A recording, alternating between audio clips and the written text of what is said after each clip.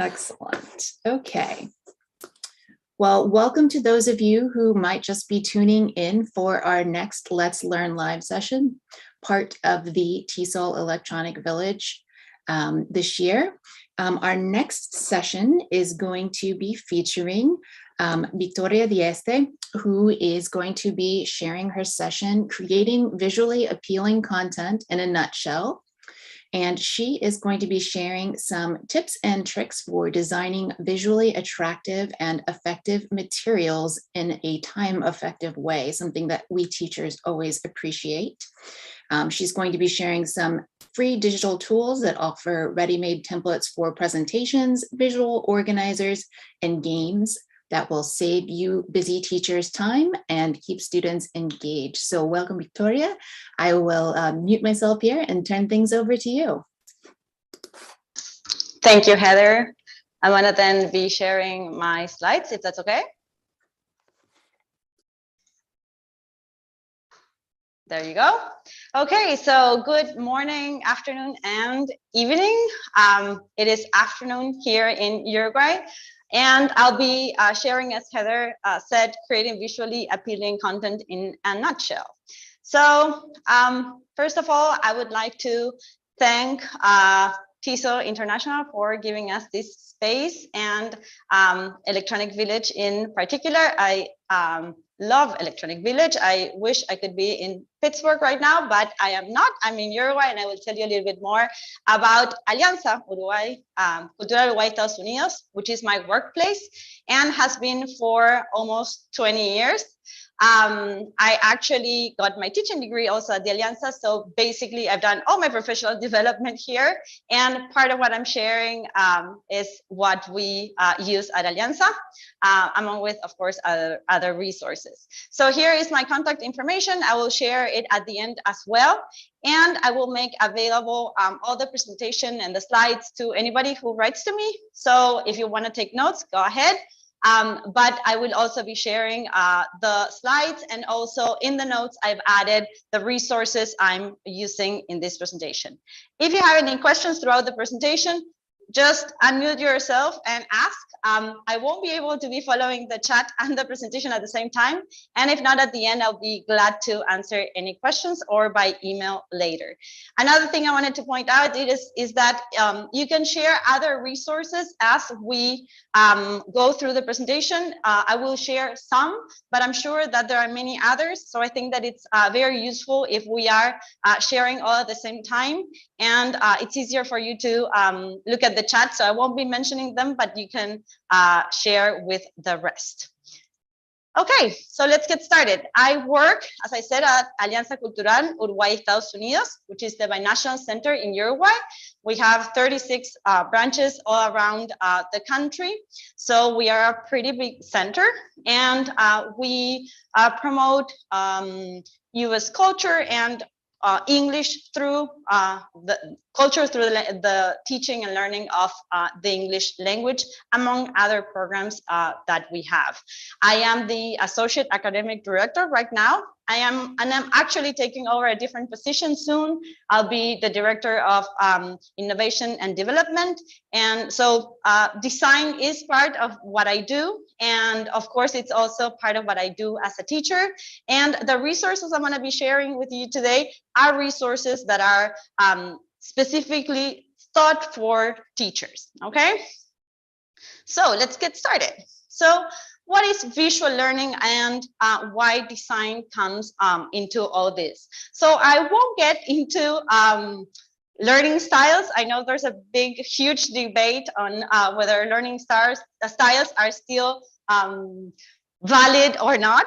I won't get into that. I would need a longer presentation, but I will say that I do believe that visual learning is important. It has become even more important, I guess, through pandemic times, and especially when we have students learning in virtual context, when they were not aiming to learn in virtual context. At the Alianza, we work with online learning, and we've worked with online learning for many, many years. And there are students that would like to continue working in virtual environments. There are others that have come to work in virtual environments with the pandemic. And some have decided that it's a pretty awesome way to learn and they will stick to that. Some others still need the in-person classes, but for all of them, in person or virtually, I think that visual learning is extremely important. So there's an interesting article, and I linked it to the presentation, and the link is also there, that talks about what happens when we are processing images. And it talks about virtual learning in particular. I will stick to images right now, because if we talk about visuals in general, we can also talk about video, for example. And when we're processing video, many times we're processing images, audio, and sometimes text even, and things get a little more complicated. But when we're processing images, I guess that we can all agree that we do it faster. And I won't get into how much faster, because I've read numerous articles saying 50%, 60%, different numbers. So I won't give you one, but I think that we can all agree that it is faster, okay? It also helps us understand very complex concepts. So when we look at an image, sometimes we can understand a very, very complex concept that we would not be able to understand just by reading text. And I think that the most important one for language teachers is that it helps us remove language barriers. So when we are processing images over text, all these three things are true. There's this very neat GIF in the article. I included it in the presentation that I think it's self-explanatory, and it has a lot of content, a lot of concepts about how to categorize your trash with very, very just a few words, okay, and a lot of images, and of course a movement. GIFs are very easy to create. Tools I'm going to be sharing today are not specifically for GIF creating, but for example, Canva is one that you can use to create GIFs, and there are a few others. But there are also a lot of ready-made GIFs as this one that will help out, especially when we're talking about very, very low levels. So I think that we agreed that visual learning is important, and then why is design important behind visual learning? If we are not careful on how we design our visuals, it's just more confusing, okay? And it will just add up one more layer of trying to understand your visuals to get the meaning out of them. There's this amazing company called Neonam. I don't think that we'll ever get close to this kind of graphics and design. But Neonam students have these 13 reasons why infographics or why your brain craves infographics. This is an amazing infographic. It's very, very long, and it is full of data, very interesting data and articles linked to the infographic. You can see the little numbers here. I don't know if you can see them. Again, the link is in my presentation. But basically, this one is specifically about infographics, and it tells us how important and how much more visually wired our brain is, and then why visuals are so important, and design behind these visuals are so important. So 50% of our brain is involved in visual processing, 70% of all our sensory receptors are in our eyes, and a lot more interesting information. I don't have to say that this image says a lot more than all these texts. Of course, as English teachers, we would like our students to understand this text, and that will be part of the learning process. But especially with lower levels, visuals would be key in trying to understand concepts. And another thing I want to say about infographics is that as digital learners, we of course need to understand and be able to read infographics as part of the reading skills that we need to teach our students. And I also believe that we need to teach our students how to create infographics. One of the tools that I'm going to share with you today is called Genially, and it's Infographics is one of the tools that you can create with this app. And I think that the process would be first, of course, be able to read an infographic and understand the complexity of it. And then, of course, teach our students how to create infographics as part of the skill set that they need nowadays. Especially teenagers, but also adults might have a hard time reading infographics and, of course, creating them. And in, of course, the information overload we live in, infographics play a big role. I will just end this with that they are more engaging. 80% of the times they say they are fun and engaging, and you can get a lot more information in this infographic about the importance of it. So I hope by now I have convinced you that visual learning is something, and that the design behind this visual learning is very important in order for it to be effective. Now, what happens? We're not designers. Teachers are busy, as Heather was saying, and besides, we are really not designers. So I believe that the best way to go about this is to work with templates of different things that were created by people who know about design, and that we can use the best practices inside these templates in order to create and design our own visuals. One of the apps I'm going to show you, or the tools I'm going to show you, is Slides Carnival. I am saying that you can do it in almost no time, because actually everything takes time, but using these templates will take a lot less time than if you're doing it on your own from scratch. And the most important, in my opinion, is that it will be more effective than if you do it and start from scratch. I don't want to, maybe there are great designers among the audience, so I'm talking to those that are more like me, who know very little about design, okay? Just in case, I don't want to offend anybody. So the first one is Slides Carnival. Slides Carnival is a website that has a lot of different templates to create presentations. Of course, this one I'm presenting right now was created with a Slides Carnival template. You will see that they are categorized by topic and by type of presentation as well. And here you can just choose one. I chose this one to show you. After you choose the one that you want to use, you can either download it as a PowerPoint presentation or make a copy as Google Slides. And if you're using Google Slides, you can also, of course, collaborate. Shannon has a question. Go ahead. Thank you. I was just wondering if you know if these websites are creating infographics that are accessible for us at a community college in the US. I am required for accessibility. Sure. Yes, I understand. The one I showed, this one, yes, for sure. And the ones that you will find in Genially, I would say 99% yes, as long as you keep the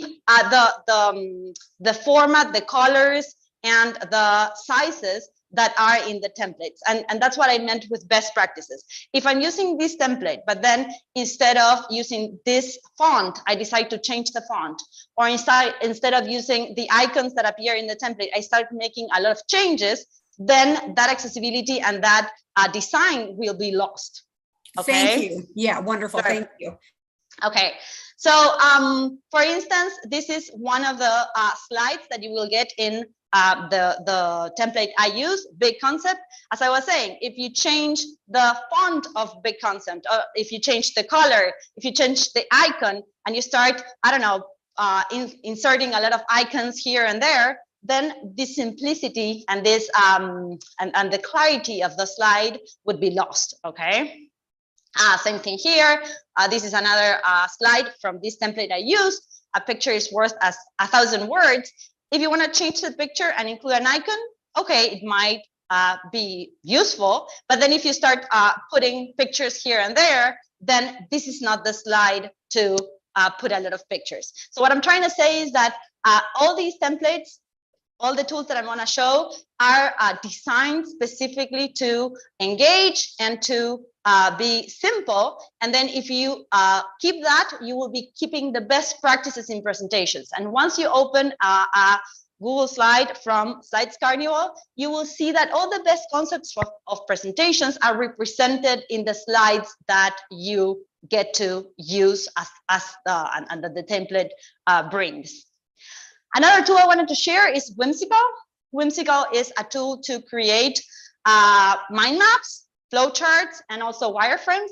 I'm just going to show you a mind map. Okay, this one I created it for this presentation. So I was going to talk about Slides Carnival, Whimsical. I'm not going to talk about Canva. I'm going to talk about Genially later on. But Canva is also a great resource for visually appealing materials. Here you have the menu, and as you can see, you can collaborate with others. It allows you to include notes and post-its. I use post-its for instructions, so instructions might be here. And one of the things that I like about Whimsical is that you can share it with others and collaborate. You can do both. You can share and collaborate. So if you just share, it will create a link. And you can use a password. I'm just saying TESOL for this one. And I'm gonna log out. So I can show you that by using the link, I can access the mind map. And I'm gonna just write TESOL here. And you will see that I can look at it. I can make it bigger or smaller, but I cannot edit. In order to edit, I need to create an account. Of course, this is free, but students will need an account if you want them to be editing or working collaboratively in the creation of mind maps or the flowcharts. Okay, so last tool for today, so I can leave some time for questions, is Genially. Genially, I would need, I don't know, maybe two-week workshop to let you know everything that is inside Genially. They do have a lot of different resources that you can access, and a lot of templates and ready-made games, presentations, infographics for you to use. And the truth is that it's two things: very user-friendly. It's also collaborative. And you could have a premium account if you wanted to, but you can also use a lot of their material for free. Okay. So the one I like the most is the gamification section. But as I said, you have infographics and presentations. You also have interactive images. I don't know if you know what those are. I created this one some time ago for explaining what's inside one of our courses, and you basically can include a text. This is in Spanish because actually it's the description was in Spanish, but you can have, for example, videos inside and explanations about what they can find or instructions. So this is very useful for when you have a new course and you need to let students know where are the different things in your course. Those are interactive images. For games, again, you can have a lot of different options. I think I didn't share my presentation with audio, so you won't be able to listen to the audio. I'm sorry for that. The ones I like the most are escape games. Escape games are very popular with teens nowadays, but I think that they are also very fun for adults. And I'm gonna just show you this example. One of my kids is a maniac about Harry Potter. So whenever I see these kind of icons, I always use these. And this one is pretty fun. In this case, this specific template has a lot of information already inside, but you will see that everything is very well explained on where is that you need to make the changes. In this case, this is about potions and it has a recipe, but then you will see that there's a click here. This is what you will have to, of course, students will not see that. And this is what you have to edit in order to get the correct one. In escape rooms and in all the other quizzes and games, you will see that there are some that have a premium star. I use, as you can see, the free site, and you will see that there are many free ready-made templates.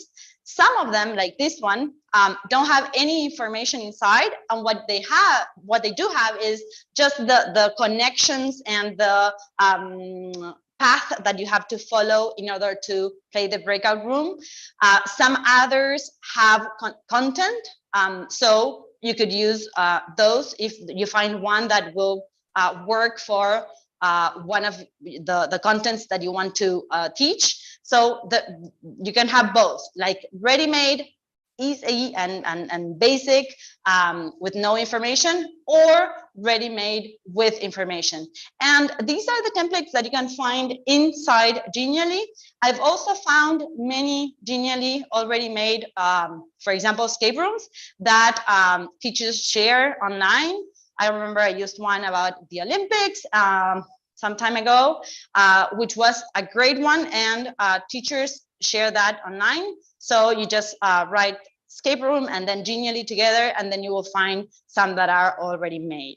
I hope that many of you have included more apps in the chat as I was speaking. I'm gonna be closing up, so I have some time for questions. This is my contact information. So you can write an email or contact me through social media in order to get the presentation or to exchange about other visually appealing apps. And I'm free to ask any questions. I don't know, Heather, how you want to work it out? We can do questions that come in through the chat. I'll be happy to pass those along to the group. Or if you'd like to raise your hand to be able to turn your mic on, that will work as well. Lots and lots of thank yous and great resources coming in through the chat as expected. Yeah, 2 of these were new for me as well, so I can't wait to get and play with some of the things that you shared today. Lots of people also saying they can't wait to get in and try the resources. Let's see. Yes, and if you have any questions after you start playing, of course you can email me and I can help you out. There are a lot of with Genially, one thing I didn't say is that there are a lot of ready-made like tutorials that Genially has. So aside from the instructions that you get once you click on use the template, you also can have some tutorials from Genially and then in YouTube others. Yes, let's see. We've got one question from Eva asking, would you say Genially is as easy to use as Canva? Yeah, I would say so. Yeah, definitely. It has, you need to kind of understand the different paths, especially if you're using presentations. But again, if you use it as it is and you just change the content, then it's very easy to use. Once you get a little bit more expert, then you can make more changes into the presentations or the games. Excellent, thank you. Let's see, we've seen a couple of other resources named in the chat. Pictochart for creating infographics, SlidesGo for using for other presentation slides, and a lot of other ideas coming in and being shared. So thank you, audience, for sharing your expertise. Flippity for creating games with Google Sheets. That one is indeed fun. Thank you for mentioning that, Kara. Let's see. Let's see. I see somebody's asking about my presentation. Just email me. I'll write my email is here in the slides. Yes. Just email me and I'll be happy to share the presentation. Excellent. And we are going to have this video on our Call IS YouTube channel. So you'll be able to access that there later today as well. And many people saying some of these tools were new to them as well. JP is asking about whimsical or interactive infographics on Genially. Is it hard to learn? Are there tutorials? I will answer one question on that, JP. We are featuring, and I'll show everyone in just a moment, today, actually, the topic in the Electronic Village for Genially is creating interactive infographics. So I'll pull that up in just a moment. I will let you speak to tutorials on whimsical or anything else you found helpful with Genially. Yeah, so as I was saying, Genially has its own tutorials on their webpage, and those are very helpful. And also in YouTube, there are many others. There are many teachers using Genially, so there are a lot of tutorials on how to. And Whimsical as well. Whimsical is a lot more it's a lot simpler than Genially. So it's actually in 2 or 3 minutes, you will just see the options, and it's a little bit more self-explanatory than Genially. Genially has a lot more potential, so of course it's more difficult to use. Whimsical, it's pretty basic. It's nice. I think that it's visually appealing, and the way that they work out with both flowcharts and mind maps is very engaging. But it's very simple. It's more like, I would say, like a Word document or something similar. So you won't need so many tutorials. There are some, but just a few. Thank you for that. And I think a lot of the points that you made really resonated with me, and I'm sure our audience, in terms of that it's important, even though we are busy teachers, not to overlook the value of using these tools that have some ready-made items for us to bring that design interest and visual engagement aspect to our learning materials, because it really can, in and of itself, motivate our learners and get them excited about what's going on. And some of the things like the escape rooms, it really takes learners out of that feeling like, oh, I'm in class, or oh, I'm doing my homework. And that visual environment and the design aspect makes learning immersive, exciting, and motivating. So thank you for sharing all of these tips and techniques. Okay, thank you for the opportunity, and thank you to all the ones that were there participating very actively in the chat. I will read the chat later on to get all the resources that you shared. Thank you very much. Super. Thank you so much for joining us today, Victoria. We're really happy to have you here. Thank you. And thank you, audience, as she said, for your interactive participation today. I am going to show you briefly here in my 8,000 windows I have open. Let's see. I'll just do my whole desktop, sorry. Where you can find the hands-on learning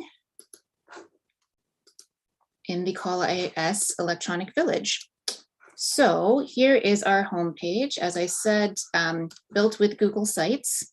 And at the top, we have a hands-on learning tab, and this is available to you all 24 hours a day, 7 days a week, now and after the conference. If you click there, we share some professional development information for you all about some of the tools that we're using to host the Electronic Village this year. So for example, we're not just hosting the Innovate and Implement and Best of Evo sessions on Wakelet, we also provide some information about what Wakelet is, some similar tools and resources. And we do the same for Genially. Olenka, who is here in the audience today, and another member of the steering committee, Mary, put together a lot of fantastic hands-on learning activities related to Genially. And to get to them, you just click this link right here, and you'll have the opportunity to hop inside a Genially presentation and learn about how to use Genially while you're there. Olenka has created some prompts to encourage you to use and share on Wakelet some of the things that you all create using Genially. And there are also some resources here for teachers about ways to use Genially in class. So some of those tutorials that you asked about for getting started. So a great connection, thank you, Victoria, to some of the content that we have available to you all free and on demand in this year's Electronic Village. So I will close out by encouraging you all to please check out our daily schedule, which is here on the homepage. You can participate in our daily polls, and you can access a schedule here as well of each day's events. And at the top, we have an interactive schedule with all of the session descriptions and events. So I will stop sharing that there and encourage you all to please enjoy the rest of your time learning in the convention if you're attending, and if not, thanks for joining us in the Electronic Village. Either way, I will add the link one more time here to the Electronic Village so you can get to that site easily. There you go. And again, if you're looking specifically for the Genially information on the EB site that is under hands-on learning. We'll close here for today. In this session, we do have another one after about an hour's break, 2 more Let's Learn live sessions here in the same Zoom room. So if you are able to join us again, we hope to see you then. And thanks for learning with us. We really appreciate it, everyone.